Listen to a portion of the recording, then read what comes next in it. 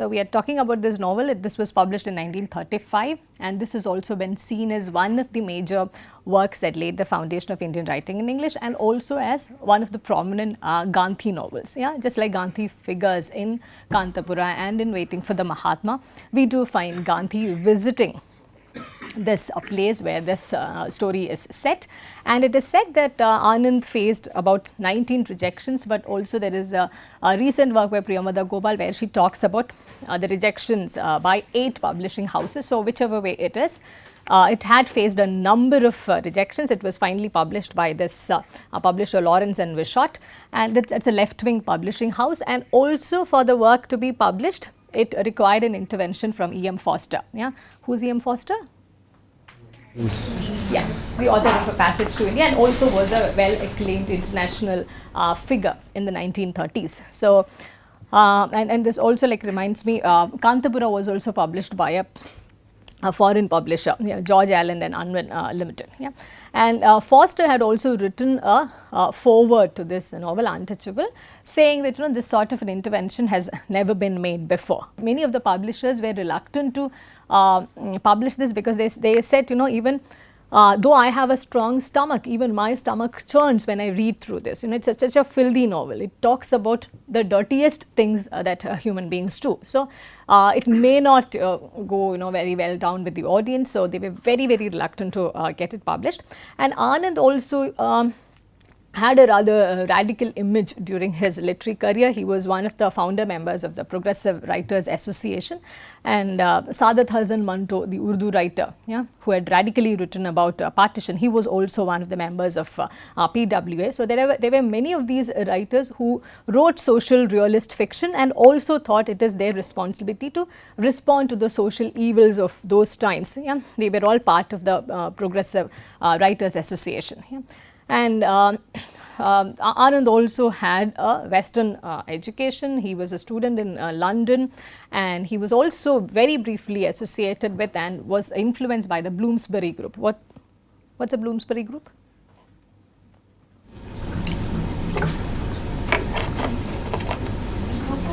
Scientists and artists who discussed, various subjects such as philosophy and art and science.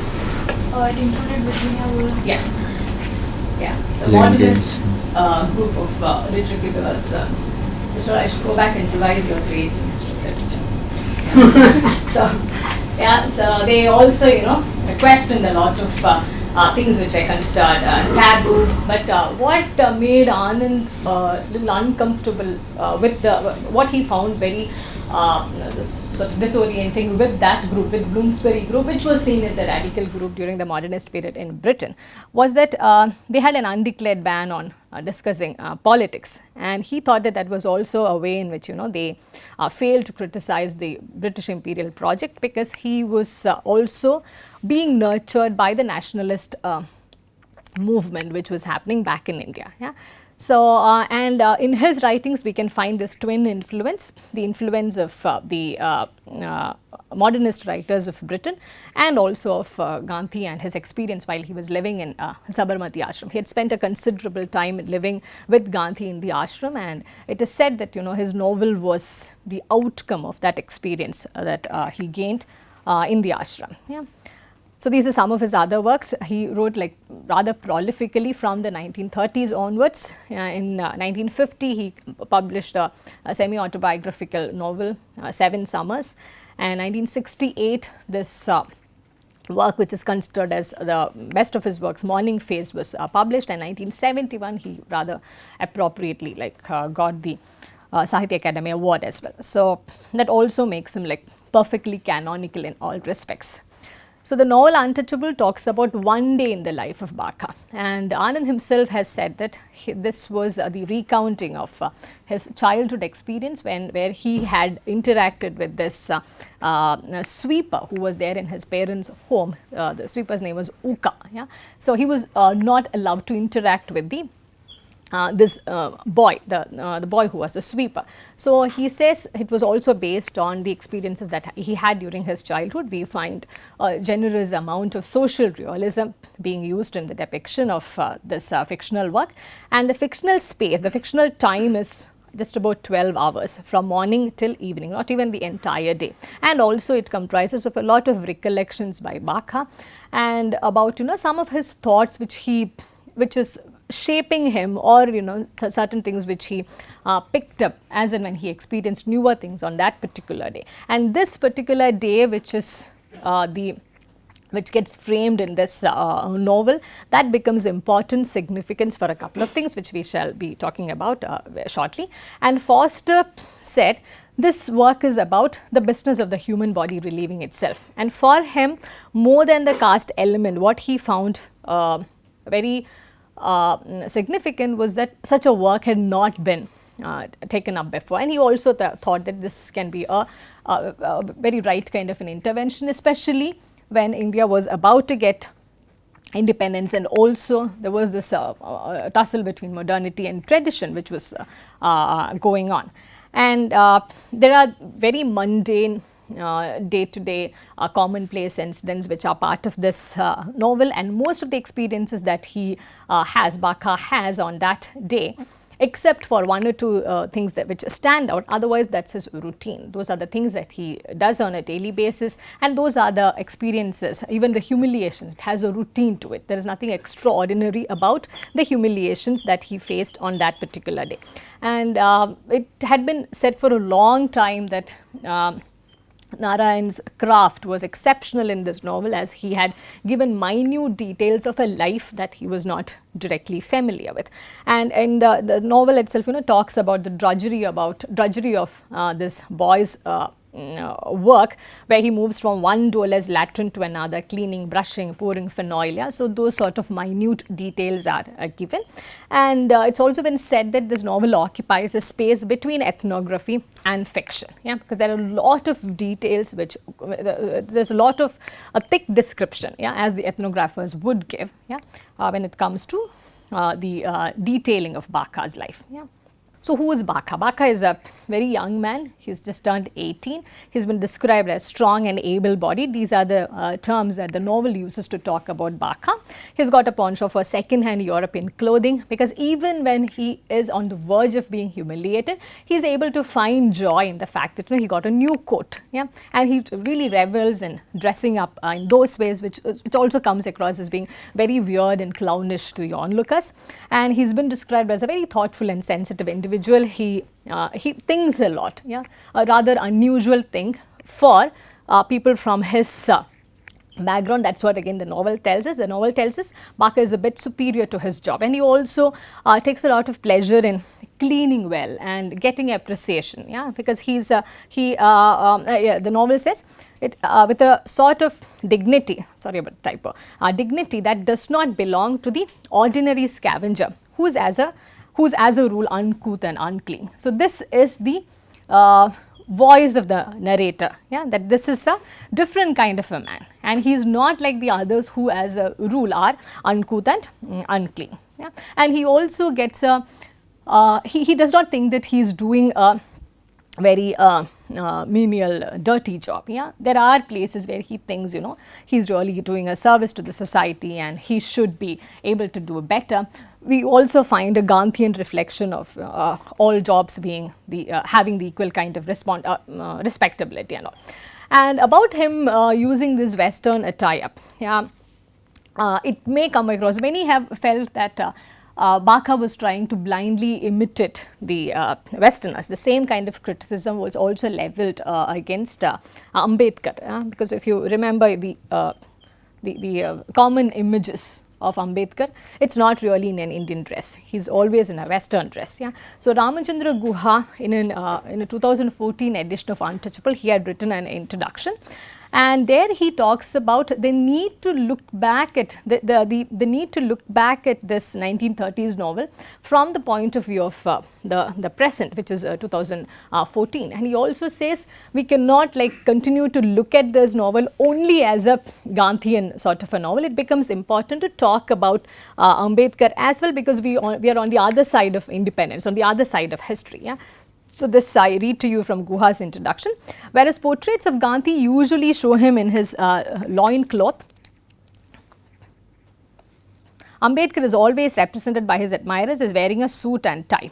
For the upper caste Gandhi, the loin cloth signifies sacrifice, where Ambedkar to wear a loin cloth, however, it would attract no notice, since by custom and tradition, he was permitted to wear the scantiest of garments. It is his wearing of a suit that signifies the successful storming of the upper caste citadel. Yeah?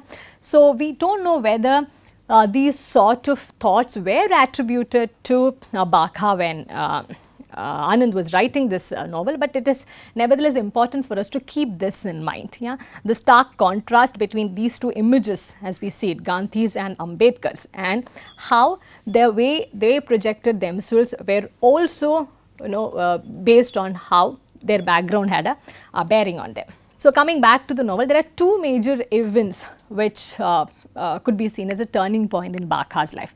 The first one is when Bakha accidentally touches an upper caste man. This happens in the morning. He is, after his work, he is enjoying a packet of jalebis. He is totally engrossed in his own world. He is thinking, he is eating, he is really savoring that act of eating, which he does not get to do on a daily basis. Yeah, because he also talks about his food on other days, which is like sometimes it's hardly there. He is also, he has an ailing father. He has a sister. Yeah, so it's not as if this is a luxury that he can afford every day. So he's totally immersed in this act of enjoying his jalebis, and he accidentally touches an upper caste man, and this this man really loses it, because he thinks it's just the morning, he is on his way to some important work, and now that he is defiled, he has to go back and have bath. So it's a lot of confusion, people gather, he feels totally humiliated. It is not as if Bakha is not used to this sort of behavior. He knows very well that he is his rank in the hierarchy is very, very low. He knows very well that he is not going to be considered touchable at any point of time. This is not news to him. But that day, there is it's like that incident, it's like an epiphanic incident for him. And many have said, it's very Joycean, given that he was also influenced by the modernist writers. So that moment becomes a turning point, and Bakha has a new awareness of his body in relation to other bodies and objects. Yeah, he also, in whichever way he could theorize about it, he talks about what makes certain bodies touchable and certain bodies untouchable, and how he is actually, he is the one who is actually cleaning the streets. He is the one who is cleaning that entire locality from, getting dirty by the waste that is produced by other human beings, and he is the one who has been rendered untouchable. So he thinks about all of those things, and he also wonders. The novel tells us, for the first time in his life, why was I so humble? I could have struck him. It's not as if he was powerful to overpower Bakha. He is right in the beginning of the novel, we get to know he's a strong, able-bodied young man. Yeah, he is someone who's been engaging in manual labor. He could have done any of those things, but he doesn't do that. Yeah, and the other event which gives a different kind of a structure and form to the novel is the visit of Gandhi to the town, which happens in the evening. And at that time, when he is listening to Gandhi, initially when Gandhi begins talking about his own childhood, he feels this instant connect. Yeah, he likes listening to Gandhi. He begins to think that yes, this is the set of things that I was trying to articulate. Whatever things that he could not think about in the morning, all the set of those disparate, inchoate feelings, they are given a kind of a voice, and he feels he is moving in a transformative direction. And in between, he is also there are instances where he realizes even Christianity is not a solution. Yeah, there is a Christian British missionary with whom he interacts quite often, and the novel tells us about while this man, the Christian missionary man, is more sympathetic towards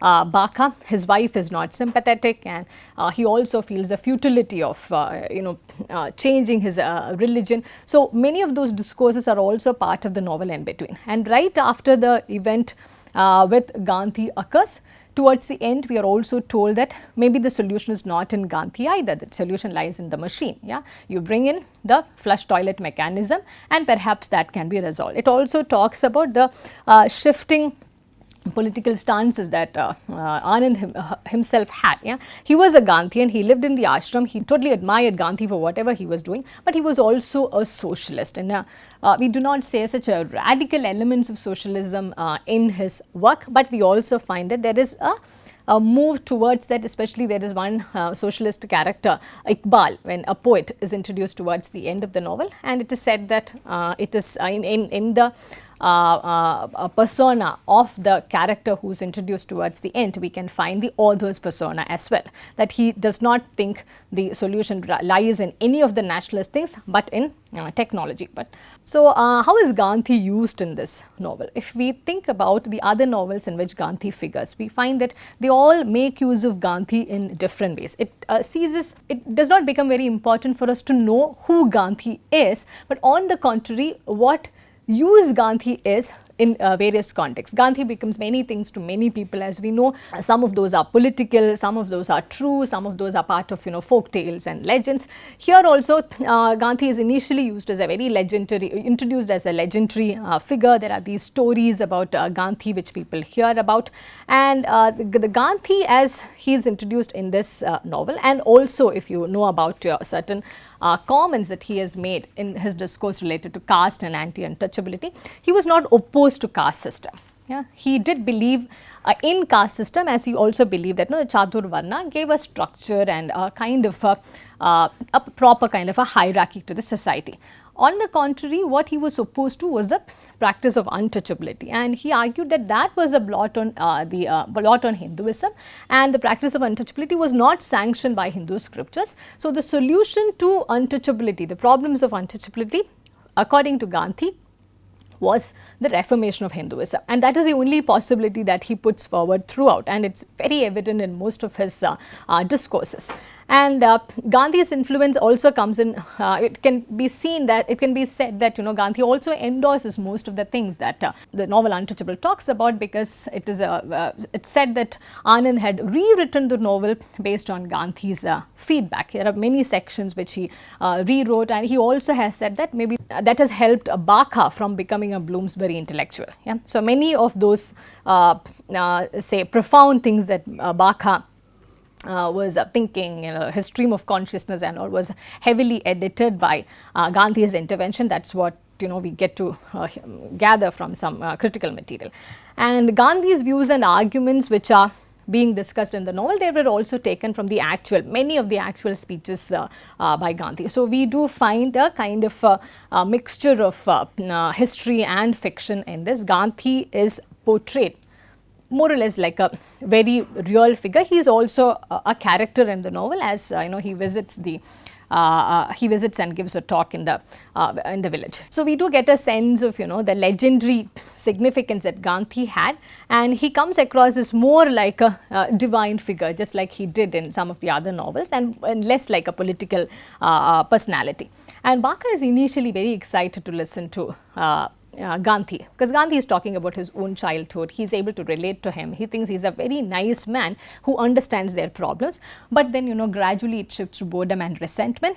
Yeah, one, because he is really not able to fathom the depths of the profound philosophies that Gandhi is talking about, and secondly, Gandhi also talks about, he gives out a call to the untouchables to purify their lives by giving up meat and liquor, which are described as evil habits by Gandhi. And that moment, he feels a sense of resentment. He thinks, why is the Mahatma blaming us for it? What did we do? Yeah. So all that he gets towards the end is that, Gandhi, all said and done, is also trying to blame us like the rest of them. So he is not fascinated with Gandhi, just like he was in the beginning of the speech. Yeah. And the novel in that sense is also telling us, the voice of the narrator is also telling us that Gandhi is by far the greatest liberating force of our age, but with limits, of course. Yeah. So till how far the novel is willing to push the limits is a different question altogether. Yeah. So the solutions to untouchability as the novel tries to portray it, one is change of religion, the change of attitude, and the change of technology. And these are also the various experiments the nationalist movement had dabble with. Gandhi talks about a reformation of religion. Ambedkar talks about a change of religion, and also there was more than Ambedkar, there were Christian missionaries and their activities which were being shown as an antithesis to the practice of caste and untouchability. And Gandhi also talks about a change of attitude, both in the hearts of the caste Hindus, also in the attitude of the outcast Hindus. Yeah? And of course, there is this change of technology which the nation at that point of time, where where the encounter with colonial modernity had just begun. The nation thought at that point of time that with technology all of these evils would eventually go away, but we know that that has not been the case. And the flush toilet is introduced as a more or less like very strong character towards the end, as if that is the machine which will clear dung without anyone having to handle it, as we all know. And here we also find the novel taking a very definite stance, a departure from Gandhi's anti-technological path. Yeah, Gandhi believed that there is nothing that we need to learn from the West. Yeah, we are a self-sufficient culture, we have our traditions, go back to the villages and we will be fine. Yeah, he could not really engage with the ideas of modernity in the way that the post independence, post Nehruvian nationalists wanted to do. Yeah? And in the novel, this character Iqbal Nath Sharsar is also introduced as he's a poet, he's also a believer in socialism. He's introduced as an alter ego for the author. That's what many critics pointed out. And in this personality of Iqbal Nath Sharsar, we can find a number of middle class intellectuals, such as either the congressmen or the author himself, where they are open to the new ideas. Yeah, they do think that modernity is going to bring in a lot of change. It's going to usher in a new era for the independent nation. But they were also not for a wholesale rejection of tradition. It would be possible to say that the narrator, or even the author figure himself, he can be seen as the the nationalist, modern, secular self. The entire novel is narrated from that point of view. He is this the narrator, the author is the character who had a European education. Yeah, where there is this he encounters modernity in different ways. His exposure is also very commendable, given that it's the 1930s. But he also is unable to resolve colonialism by returning to the village, just like the Gandhian call goes. Yeah? Because village, for most of these Western educated, English educated, modern middle class national selves, for them the village also meant provincialism, sexism, caste, superstition and orthodoxy. There were a lot of things which had to be rejected within the village setting. Yeah? And those things, we do not find Gandhi talking about those things or trying to negotiate these things. He really believed in the change of heart and the change of attitude, and those things he thought can be worked out after the Britishers are thrown out. And we do find the narrator, if if the narrator can be seen as the nationalist, modern, secular self, we find this self needing Gandhi, and at the same time realizing that there is a need to move beyond Gandhi. Yeah? And moving beyond Gandhi, not in the sense that rejecting many of the Gandhian ideas, but rejecting the idea of Gandhi's attachment to the rural and the traditional. They find that there is some midway, they realize that there is some midway which needs to be followed. And this narrative voice, if we try to analyze the voice of the narrator, the omniscient narrator's voice further, we realize that the narrator is telling a story about them. Yeah? Clearly, he is not one among them. Yeah? And it is a story that he is able to narrate. He knows everything about the story, but he does not identify himself with the character whose story he is narrating. And this is in stark contrast with what we find in Kantapura, where it's a we. Yeah, it's an inclusive us and we find there, and the narrator's voice is predominantly Brahminical, an upper caste narratorial voice. Yeah? And about this omniscient narrator, we also find that the description of Bakha's routine is also mediated by the voice that this omniscient narrator uses. Bakha is not projected as an ordinary scavenger. He is someone who realizes the worth of his work, who is able to talk about the respectability of all kinds of jobs. Yeah? And he has been appropriated in that sense by this voice of the narrator, and this is something we do not find in the later Dalit writings, in the Dalit memoirs, in the Dalit fictions of the later decades. Yeah? And he also talks about Snehal Shingavi is one of the recent writers, post-colonial writers, who have critiqued this novel in a very different way. He has not really seen this as a typical canonical anti-caste novel. He talks about certain other aspects which were also ignored during the transition from colonial modernity to the post-colonial period. He talks about, Snehal Shingavi talks about this novel as a Bildungsroman for the Indian middle class reader. Yeah?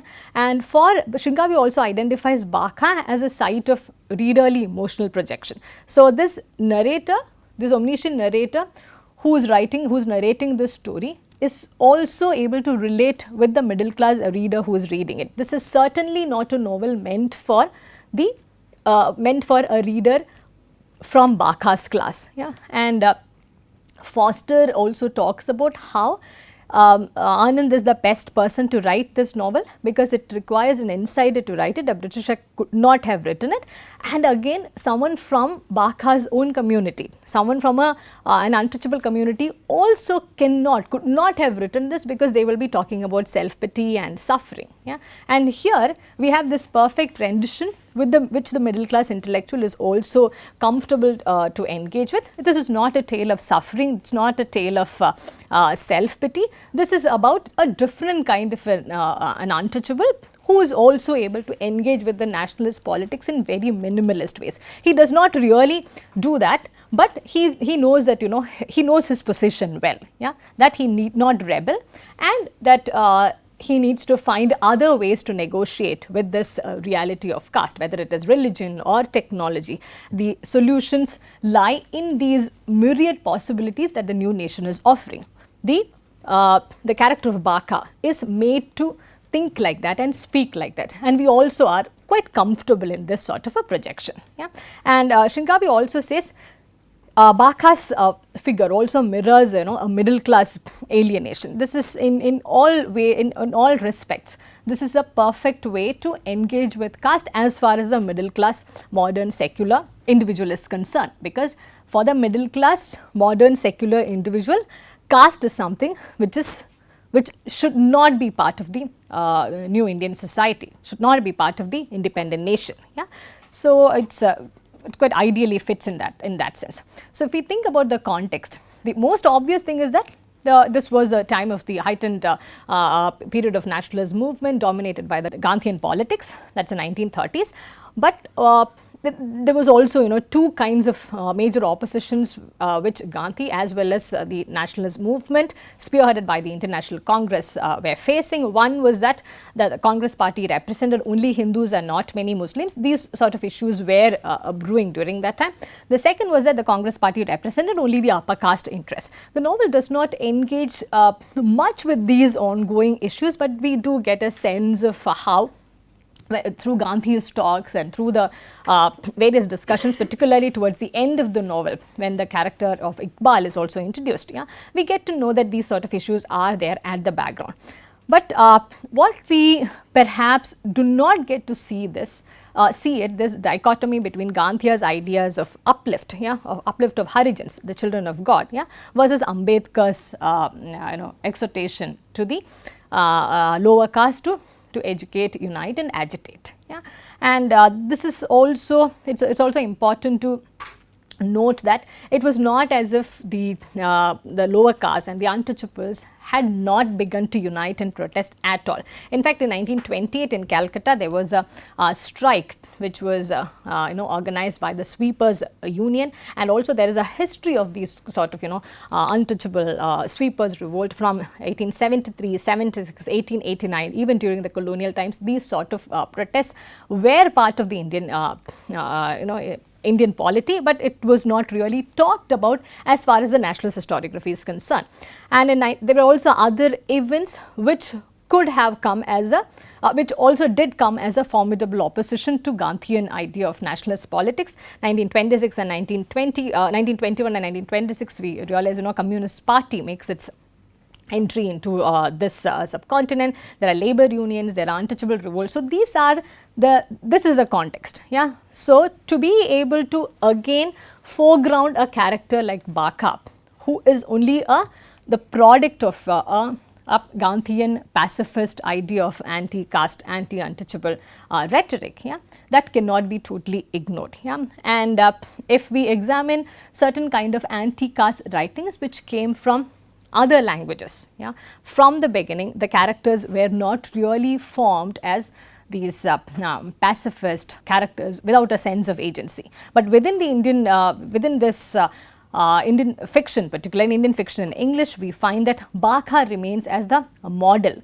for a long time to come. Whenever caste gets talked about, there is a very predominant anti-caste rhetoric, but the character is a very calm, docile, more or less a pacifist kind of a person with no sense of rebellion, no sense of his or her own rights, and no sense of, there is no discussion of this access to constitutional rights or participating in the electoral reforms. Those were the things which were also part of the nationalist polity during that time. If you know about what Ambedkar did in the 1930s, yeah, and to assume that Anand was totally unaware of all of these things which were happening. 1932 was the year of Pune Pact. How many of you were aware of that? Pune Pact. Then in you have heard of this Simon Commission?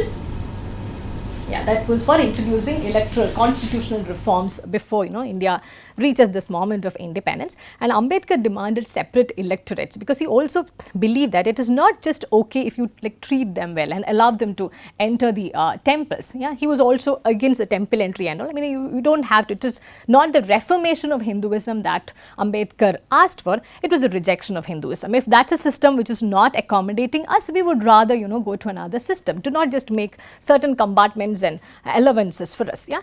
So alongside, he also argued that what we need is separate legal and political status. He asked for constitutional rights and constitutional reforms. That was not something that Gandhi was willing to grant, because he also thought this is going to divide the nation further along caste lines. He goes on this indefinite fast. He was in Eravira jail then, Gandhi. So there was this huge furor across the nation, with even the business stalwarts like Tata, Birla were all there then. Yeah, if you know your little bit of Indian history, they were all like there were these series of roundtable conferences where they all literally isolated Ambedkar and said, if something happens to Gandhi, because he is on this indefinite fast, yeah, if something happens to Gandhi, you will be responsible for the riot which will break out across the nation. So he was literally blackmailed into giving up this demand. Yeah, and Gandhi then as soon as he withdraws this demand for separate electorates, Gandhi also stops his fast, and we do know the course that the nation took after that, and how long, which is for the same reason when the Mandal Commission and anything related to caste, the moment it comes in the public space, yeah, the moment something related to the reorganization of the constitutional rights come in, there's a huge issue, yeah, which still break out. Yeah. So in this novel, the point is that we cannot really assume that Anand was completely oblivious of all of those things. Yeah, but and also there is enough evidence to suggest that at a later time in the 1940s and 50s, he did write about how fascinated he was with Ambedkar's ideology. It's said that he also wrote a foreword to one of Ambedkar's best known works, The Annihilation of Caste. Yeah. So it's not as if he was totally oblivious of whatever was happening in this context, but there is no mention of Ambedkar or his polemics or his politics in this novel. Yeah. So caste, in that sense, we can say that in Untouchable, at best it figures like a modernist discomfort, because it still is a modernist discomfort for us. Yeah. We know that this is all around us, but we also know that because of these specific kinds of spaces of modernity that we inhabit, we know this is something that needs to be rejected, but we don't know how far it can be rejected and how much we need to embrace it. Yeah? And there's also a politics of containment which the novel rather subtly advocates, where we do have a character, we do have a Dalit character, we do have a character who is from the untouchable caste, but he does not really disrupt anything. It's not as if he is coming up with an alternative that the nationalist political front had not given to him. The alternatives that Bakha is willing to engage with are also the various alternatives provided by the nationalist front. If we could think about an alternative in that sense, maybe if you for that you need to begin with Ambedkar. If you start with Gandhi, there is only one trajectory that you can take. It will follow only this politics of containment. But if you start with Ambedkar, you realize that you cannot come this way at all. It's a different trajectory altogether, which eventually culminates in this ultimate rejection of the very religion that Gandhi was trying to reform. Yeah? And Bakha is also presented as a helpless, childlike character with no sense of agency. He submits, or rather, he is made to submit by this authority, by this narrator, to a Gandhian form of pacifism, and he is also respectable, untouchable. Yeah, in the beginning itself, in the introduction itself, in the introduction of the character itself, Anand tells us he is not like the others who as a rule is uncouth and not so respectable. So he is also a character who can be easily appropriated by the middle class intellectual and or nationalist politics, which is what we also see when he responds to the various talks by Gandhi and later by Iqbal. Yeah. And Nandini Bhattacharya in 2007, she wrote an article about whether this is a clean book or a dirty book, and she also argues that this is a novel that emerged in the crucible of colonial modernity, and she also adds this point, which has not been discussed before, that this novel needs to be read in the context of the discourse of sanitation across Europe in the post-Enlightenment era. So, in the West, there is a phase in the post-Enlightenment period from the 17th century onwards, leading on to the 19th and 20th, where cleanliness is equated to modernity. Yeah, there are these huge sanitation drives across the major cities of Europe, and we find that this discourse sits very well with the traditional discourse of caste, where this dichotomy between purity and pollution also exists. So we find both of these things coming together, and it is a fine way in which modernity and tradition is both incorporated as well. Yeah. So this question of whether this is Dalit fiction or not, that has been debated a lot, particularly because this novel was seen as a manifesto of Dalit writing, and many Dalit intellectuals were very uncomfortable. They totally rejected this claim, and this has also been seen as a canonical anti-caste novel till date. But this has also been seen as a fiction of sympathy, because there is no sense of rebellion. We only have the Gandhian model of responding to caste. Yeah? No, not even a reference to the various other modes of responses to caste exemplified by Harinarayan Apte or Ambedkar or Phule, or if you come further down to the south, we also have other stalwarts who have spoken against caste, who introduced other kinds of anti-caste rebellions and protests. So this has been seen as a national allegory of the modern untouchable who moves towards technology and freedom. This is again from Snehal Shingavi. Yeah. So here is this modern untouchable whom the modern secular middle class self is comfortable to engage with, because just like me, you are also marching towards technology and freedom. Yeah, it's not as if anything can separate you from me after this moment of independence comes in, but we know that this is has not been the case. And novel also has a misplaced confidence in the technological future of the nation, because for a long time, if you look at the critical works on this novel, this was like it had a very predictable, familiar trajectory about how the novel talks about disillusionment with religion, about missionary activities, about Hinduism, and about Gandhi, and finally technology is the solution. Yeah, but it is said that this is again from the introduction to 2014 edition of Untouchable.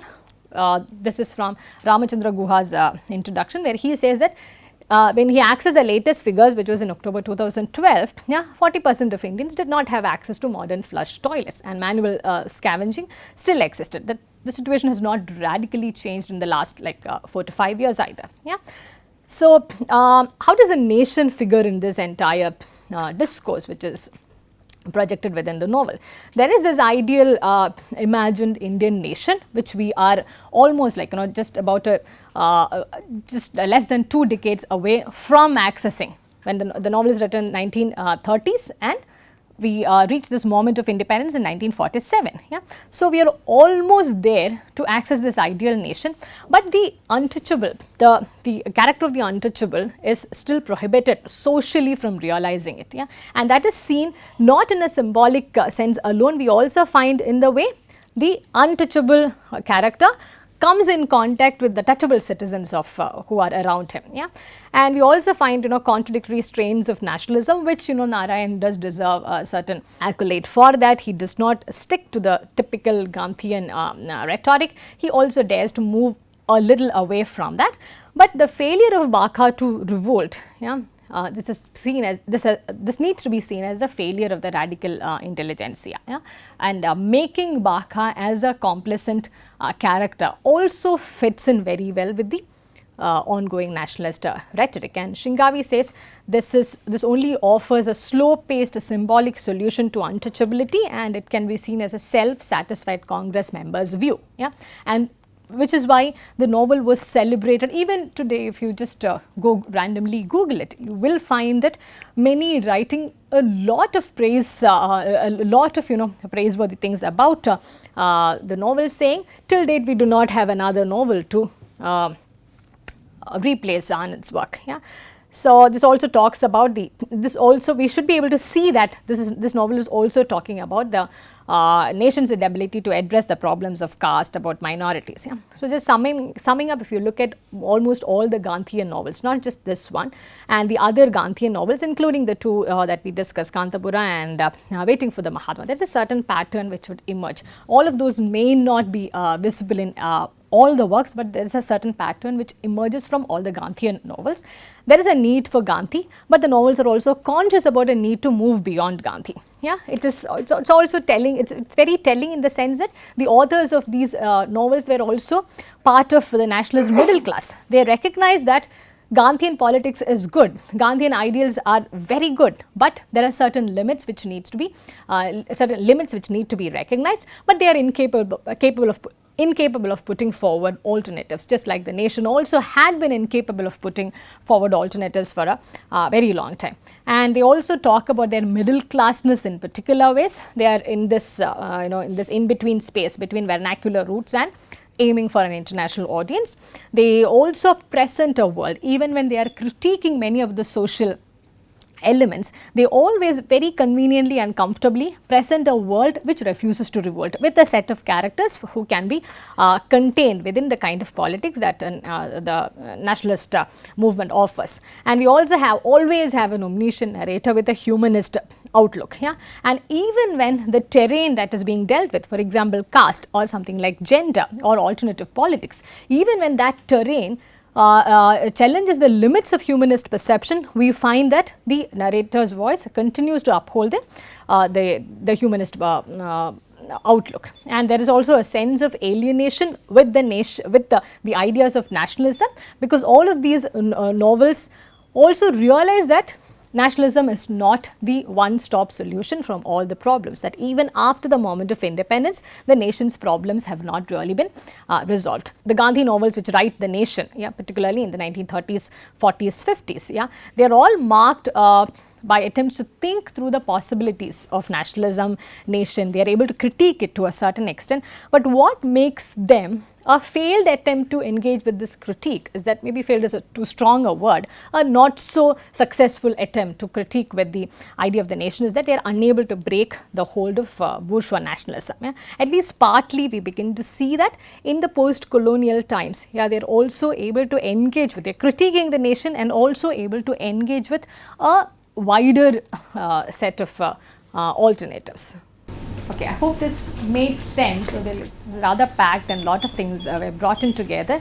I hope when we discuss God of Small Things, we will have a few more things to add to this, and this needs to be kept in mind. The moment we have a character like Veluta in God of Small Things, who is willing to rebel, who is stepping out of the boundaries which were set for him, what happens to him? What happens to him towards the end of the novel? What happens to Veluta towards the end of the novel?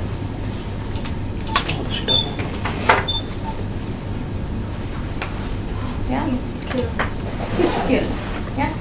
dies. Yeah. So in this pursuit of A non-literary reading of this work, a sociological reading of God of Small Things, pointed this out very tellingly, that the moment this figure, the untouchable character, is able to access to demand for constitutional rights, demand for a lot of right to equality, he even loses his right to live. Even the fundamental right to live is taken away from him. Yeah. So that is when we draw this arc from Bakha to Veluta and begin to see Veluta as the descendant. There is also this question to ask, is he really the descendant or a different kind of Bakha who's allowed to protest in certain minimalist ways, but after that, if the protest goes beyond a point, you lose the right to live. If you try to link this up with the various things that the post independent nation has witnessed in terms of the practice of untouchability, or in terms of caste rights and the deaths related to caste killing, it's not very surprising either. Thank you then.